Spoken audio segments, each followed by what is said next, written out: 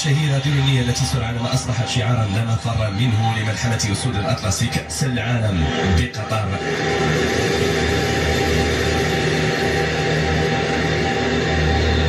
أنتم دائما تتابعون معنا مشاهدينا الكرام حفل افتتاح كأس العالم للأندية بالمغرب. وليد الركراكي يفاجئ الجميع بالظهور وسط الميدان.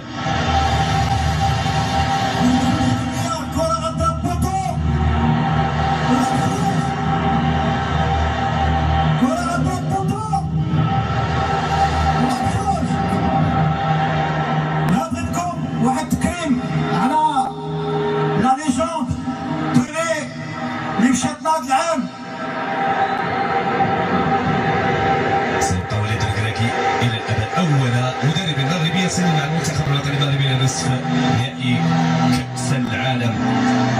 هنا مشهد خامس، تكريم للاسطوره بيلي الذي توفي عام 2022، تكريم مدون الراحل اديسون ارانتيس دو ناسيمينتو المعروف في جميع انحاء العالم باسم بيلي، كنجم كرة قدم عالمي ومهاجم عبقري احدث ثورة في لعبة كرة القدم، ولم ينسى تراثه الكروي ابدا حتى بعد اعتزاله.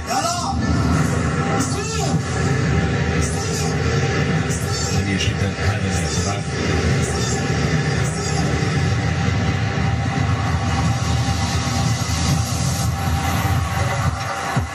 استمر بيلي في التألق بالتزاماته العديدة ولا سيما مع الأجيال الشابة.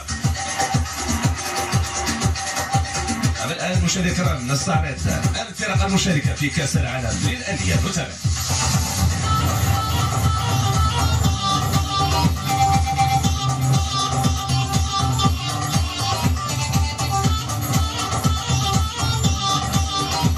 الأهلي من القاهرة مصر، معنا أيضا فلامينغو من ريو دي جانيرو، ريال مدريد من إسبانيا،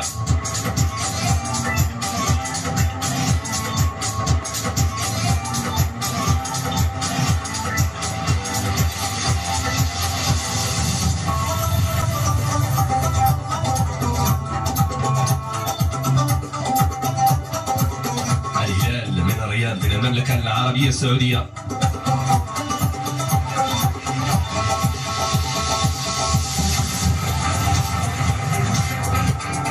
سياتل ساوندرز من الولايات المتحدة الأمريكية والآخر يشارك في هذه المنافسة.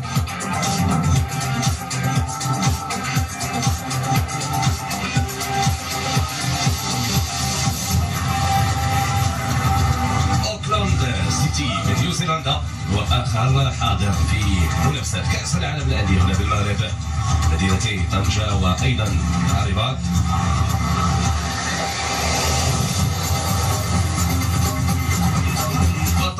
دوري ابطال افريقيا والفريق المنظم الوداد الرياضي ممثلا للمغرب حاضر بقوه يبحث لاداء قوي.